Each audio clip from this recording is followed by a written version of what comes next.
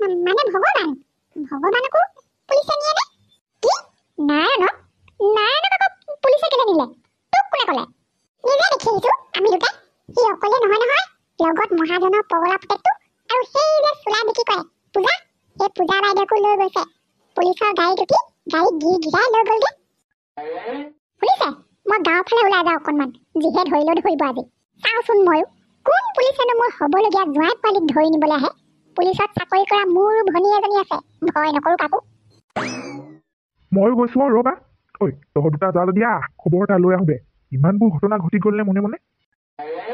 কথা নাই বতৰা নাই, এনেকেনো মানুহক পুলিচে লৈ যায় নে কি ক? পুলিচ একো নেমানিম আকৌ। ঐ গুটিমাত, মই তোৰ ওচৰলৈকে গৈছিলো, দৰকাৰী কথা এটা আছিলে। বাকী কথা বাদ দিয়ক, কথা এটা গম পাই নে নাই? আমাৰ নাৰায়ণক বোলে পুলিচে ধৰি নিলে আজি। কি? কুকুৰ চবে মানে নিহে এৰিলে যিকোনো এটা। মোৰ ওচৰলৈ গৈছিলে নহয় দুটামান, সত্য কথা সুধি আছিলেগে। মইহে কম নে সিহঁতক? মই বোলো নেজানো দেই, গ'লগে বুলিহে ভাবিছিলো। তাক নেপাই মানে নাৰায়ণকে লৈ গ'লগে, জহনি মখাই। চাই থাকিলে নহবই, নামঘৰ চোতালতে মানুহবোৰ লগ খুৱাই সভা এখন পাতোগে। বেচেৰা সত্য ক'ত বা কি কৰি পেলাই থৈ গ'লগে। হৰি চাল্লা গ'ল দে জমদূত কেইটা আজি ফচি যাম বুলিয়ে ভাবিছিলো বেয়াকে। ভগৱান বচাই দিলা দেই, বচাই দিলা আজি। এই সত্যক ঢুকি পোৱাটো জানো ইমান সহজ কথা হে? ভাগৰি গ'লগে পুলিচ। যাওঁ এবাৰ, পাটনাক লৈ গ'লগে নহয় বেচাটো। এইবাৰ সিহঁতৰ ঘৰলৈ গৈ যেনে তেনে তাক আনিবলৈ কিবা এটা হ'লেও মেনেজ কৰোগে। মই সেইবোৰ একো নাজানো। মোৰ নুমলীয়া ল'ৰাটোক পুলিচে লৈ গ'লগে। ল'ৰাটো আনি দিয়ক ল'ৰাটো, নহ'লে মই জীয়াই নাথাকিম।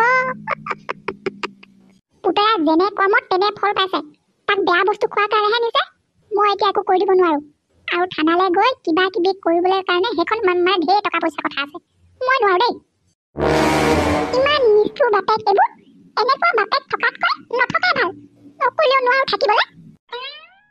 কাইলৈ ভিতৰত মই মোৰ ল'ৰাক ঘৰত দেখিছো মানে আপুনিও কাঁহীত ভাত দেখিব।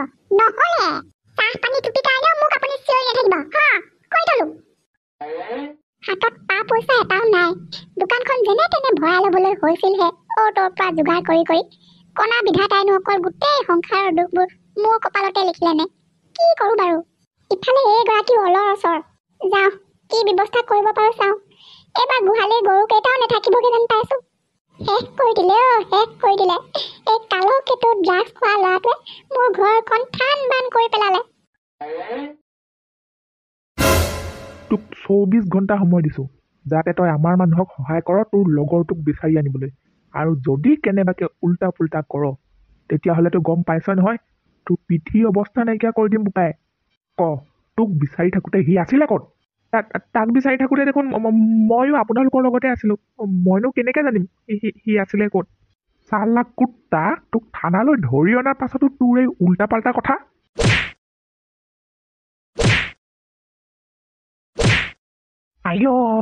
ছাৰ গেলি থাকিলে টিকাটো।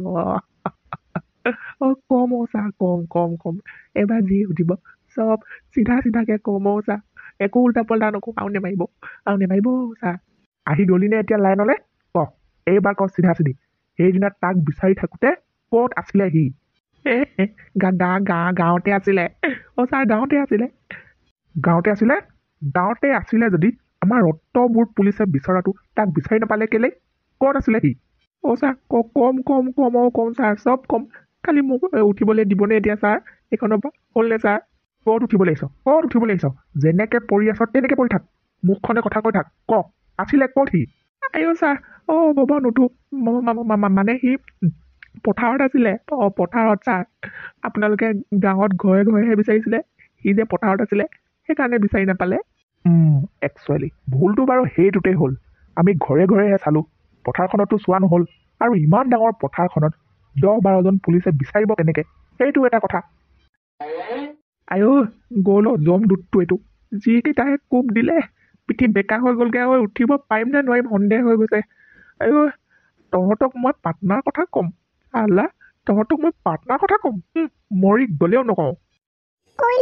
ভিতৰত কি হৈছে বৰকে ঠাই ধুই মাৰি আছে যে মালিচ তেল মালিচ দাণ্ডা মালিচ ইমানখিনিও নজনাকে আপুনি মালৰ বিজনেছ কেনেকে কৰিছিলে আকৌ ইবোৰ জধা মূৰ্খ চব মই আছিলো ল'ৰা চব মই আছিলো সেইকাৰণেহে ইহঁত দুটা ঠগি মোৰ হয়তো এইবোৰ বিজনেছ কৰিছিলে বৰ বেয়াকে ফচিলো ল'ৰা বৰ বেয়াকে ফচিলো এইবোৰ চব মায়া মোহ এবাৰ মাল খাই চাবচোন আপোনাক যদি কোনোবাই ঠগিব পাৰে নিজৰ দুনিয়াত নিজে ৰাণী হৈ থাকিব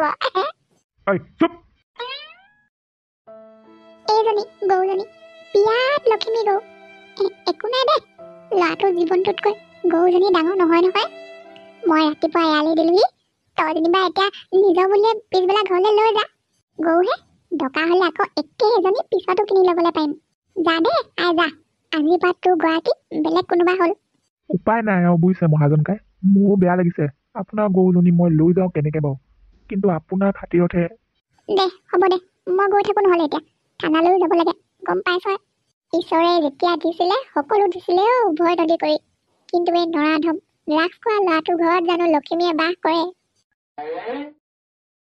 ৰাইজসকল আমি মানিলো বাৰু ল'ৰা দুজন ভাল কাৰো লগত সিহঁতে কেতিয়াও হাই কাজিয়া কৰা নাই কাৰো লগত বেয়া সম্পৰ্ক নাই কিন্তু সিহঁতে যিটো কাম কৰিলে আমাৰ গাঁৱত কাহানিও নোহোৱা নোপোজা এটা ঘটনা সেইটো কামৰ কাৰণে কিন্তু আমি কেতিয়াও ক্ষমা কৰি দিয়া উচিত নহয় বিজনেছটো আচলতে কৰিছিলে ইহঁত দুইটাই কিন্তু তাৰ মাজতে কি কৰিলে সহজ সৰলেই চুলাই বিক্ৰী কৰা ছোৱালীজনীক মাজত সোমোৱাই ফচাই দিলে আৰু শেষত কি হ'ল চবতকৈ ধূৰ্তটো এই সত্য বোলাটো সি বাচি গ'ল লক্ষী মাষ্টৰ পুতেক নাৰায়ণ আৰু পূজা ফচি গ'ল লগতে আমাৰ মহাজনৰ পুতেক তাকো ধৰি নিছে বোলে আৰু ইমান এটা গুৰুত্বপূৰ্ণ বিষয়ত ৰাইজ উপস্থিত আছে যেতিয়া মই অকলে কি বিচাৰ কৰিম গতিকে সিদ্ধান্তটো আপোনালোকে জনাওক ৰাইজে আলোচনা কৰক সিহঁতক আমাৰ গাঁৱলৈ দ্বিতীয়বাৰ আহিবলৈ দিম নে নিদিম ঐ বাই শুনামতে এবাৰ ড্ৰাগছ খাই পালে মানুহ মৰি যাবলৈকো আছে আৰু সিহঁত দুটা আমাৰ গাঁৱত ড্ৰাগছ বিক্ৰী কৰি মানুহবোৰ পগলা কৰিবহি বুলি জানো আমিনো কেলে সোমাবলৈ দিব লাগে মোৰ মতে কিন্তু নেলাগে দেই আজি মহাজনৰ পুতেকৰ যিটো অৱস্থা হৈছে কাইলৈ আমাৰ ল'ৰাৰ লগতো নহ'ব কি মানে আছে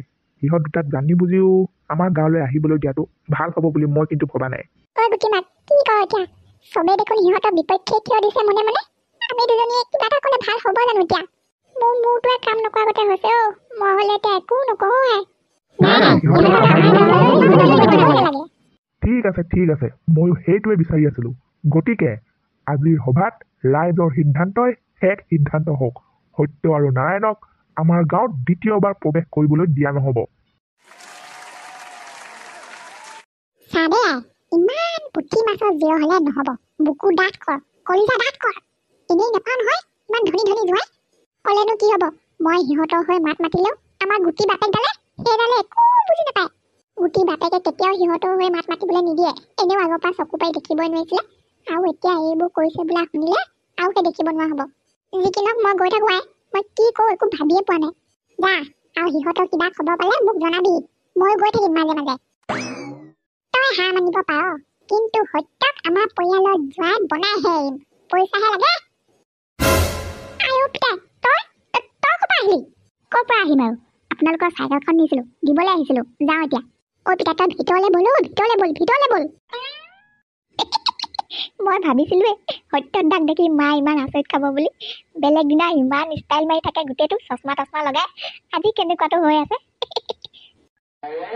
বাহিৰত কি হৈ আছে খবৰ আছে তোকে নাৰায়ণকে আমাৰ গাঁৱত সোমোৱা একেবাৰে বন্ধ কৰি পেলালে কি গুটি দৰ্জাখন ভালকে মাৰি দে আৰু বোলে তহঁত দুটাক যদি আমাৰ গাঁৱত কেনেবাকে দেখিও ডাইৰেক্ট পুলিচৰ হাততে গতাই দিবগে বোলে কি নহয় সেইকাৰণে তোক ভিতৰলৈ মাতি লৈ আহিছোঁ পাৰিলে আজি ৰাতিটো ইয়াতে থাকি ৰাতিপুৱাই কোনো নেদেখোঁতে ইয়াৰ পৰা যাবিগে ঘৰলৈ নাই মই ইয়াত থাকিলে নহ'ব নাৰায়ণক পুলিচলৈ গম পায় নহয় মই যেনেকৈ হ'লেও আজি ইয়াৰ পৰা যাবই লাগিব ইয়াৰ পৰা গৈ ডাইৰেক্ট নাৰায়ণহঁতৰ ঘৰলৈ যাম উপায় এটা আছে মা এইটো আকৌ কোন সত্যদা ক'লৈ গ'ল সত্যদা এতিয়ালৈকে থাকে নি অথনিয়ে গুচি গ'ল এইটো বেলেগ খাবলৈ নোপোৱা পয়া লগা মানুহ তোৰ ভাগৰ চোলা কেইটামান আছিলে নহয় পুৰণা সৰুতে পিন্ধা বেচাটোক পিন্ধাই পঠিয়াই দিছোঁ ঠাণ্ডা লাগিছে সপাই নহয় যা এবাৰ ল'ৰাই ভয় খাইছে যেতিয়া তোৰ কোনো চিন্তা নাই ধুনীয়াকৈ গৈ ঘৰ পাবিগে পাপৰ প্ৰায়চিত্ৰ বৰ ধুনীয়াকৈ হৈ গৈছে পইচাৰ লগতে চেহেৰাটো গ'লে আজি মমৰ চুলিখিনিও গ'ল